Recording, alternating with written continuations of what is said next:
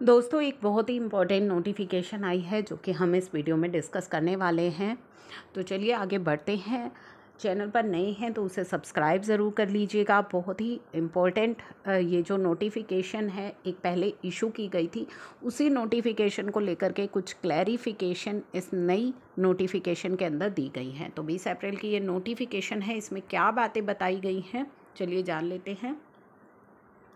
तो इसमें बताया गया है कि यदि कोई रजिस्टर्ड व्यक्ति है और वो टैक्स को गलत कलेक्ट कर लेता है और गलत पेमेंट कर लेता है गवर्नमेंट को, तो उस केस में क्या विकल्प उसके पास रह जाते हैं। Registered person who has paid central tax, state tax as the case may be central and union territory tax on a transaction considered by him to be an intra state supply but which is subsequently held to be inter state supply shall be refunded the amount of tax so paid in such manner and subject to such condition as may be prescribed। अगर आपने कोई tax की payment गलत कर दी है,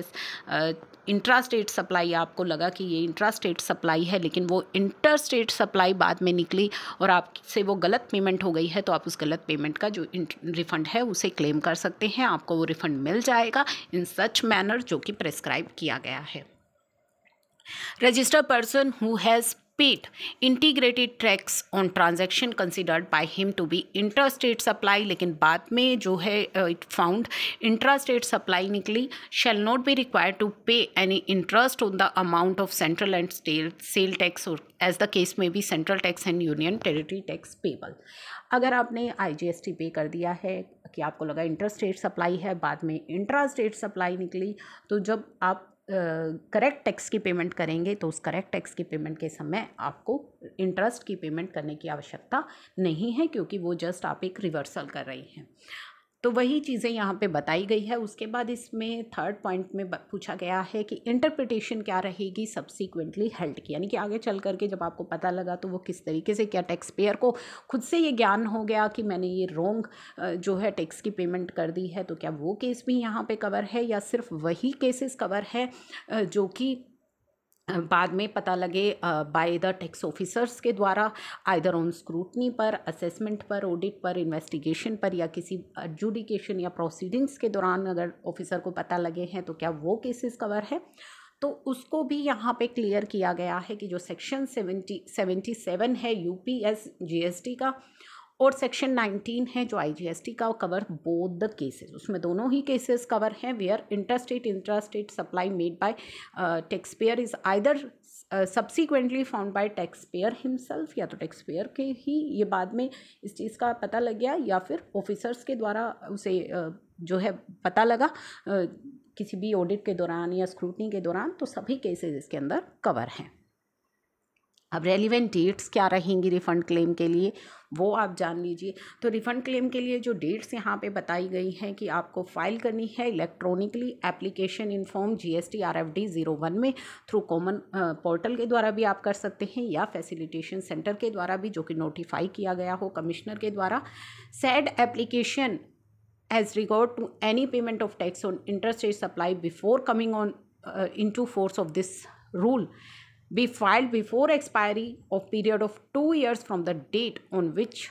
this सब rule come into force. तो चलिए इन्हें एग्जाम्पल्स के द्वारा बताया गया है। वहीं से हम देखते हैं कि ए ने एक इन्वॉइस इशू किया था 10 मार्च 2018 को और चार्ज किया यूपी SGST एंड SGST उस इन्वॉइस पर, एंड अकॉर्डिंगली उसने पेमेंट करी इन टैक्स की और अपनी रिटर्न को फाइल किया।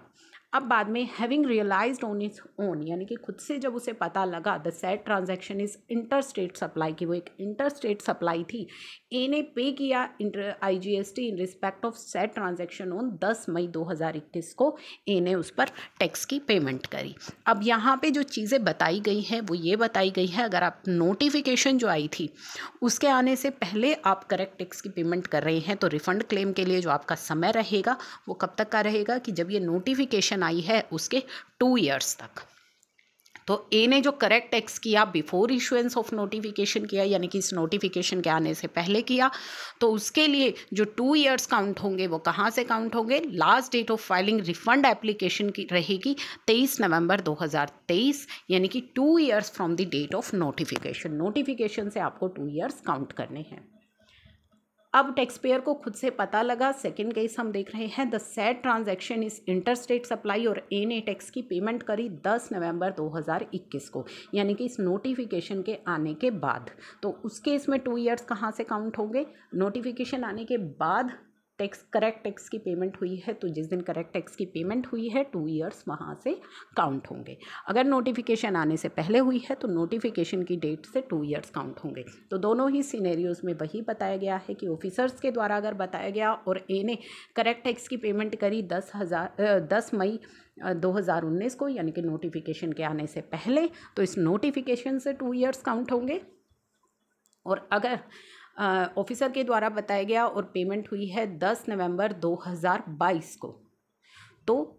2 ईयर्स कहाँ से काउंट होंगे? 10 नवंबर 2022 से काउंट होंगे, यानी कि 9 नवंबर 2024 तक रिफ़ंड आपके लिए आप यहाँ पे फाइल कर सकते हैं। तो ये बड़ी क्लैरिफिकेशन है जो आई है, इसे आगे शेयर करना मत भूलिएगा, बहुत ही इम्पोर्टेंट है ये।